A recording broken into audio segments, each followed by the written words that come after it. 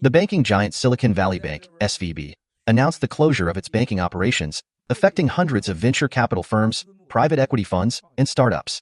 This has subsequently impacted major banks like JP Morgan and Bank of America, as well as industries supported by these financial institutions such as real estate and digital currencies. The collapse of the U.S. financial system is inevitable. Brother 7, can the United States still save itself?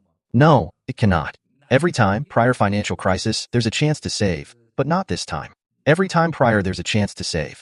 I can absolutely tell everyone, including the Treasury Secretary of the United States, no one can imagine, as Brother 7 told you in the past 4 or 5 years, how much this financial crisis will destroy the United States.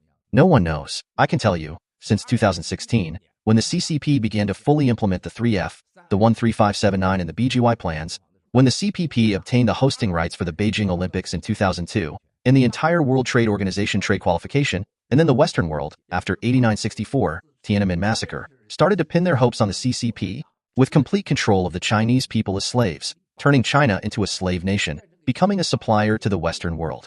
What is trade?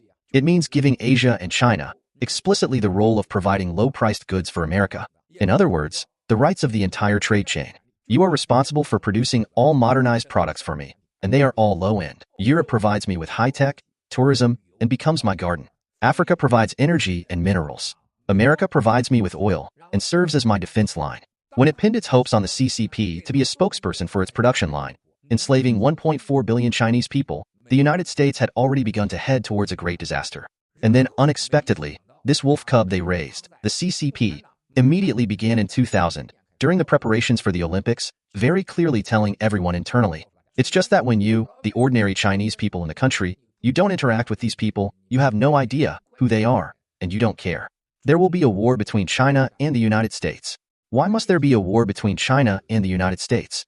Because dictatorship and Western democratic society are incompatible. It's either you or me. There's no coexistence. At that time, the Communist Party had already begun to formulate policies. What did it want? It still wanted to keep a low profile, accumulate energy, and prepare for a strategic opportunity. The West, especially the United States, has been greedy since 2000, completely selfish and self-interested, and capitalism without any bottom line has brought the whole world to where it is today. It's like the United States has already spent all the money it will have for the next 1,000 years, not just 2 or 3 years. Why 1,000 years? It's not your money. It's the credit of the American people.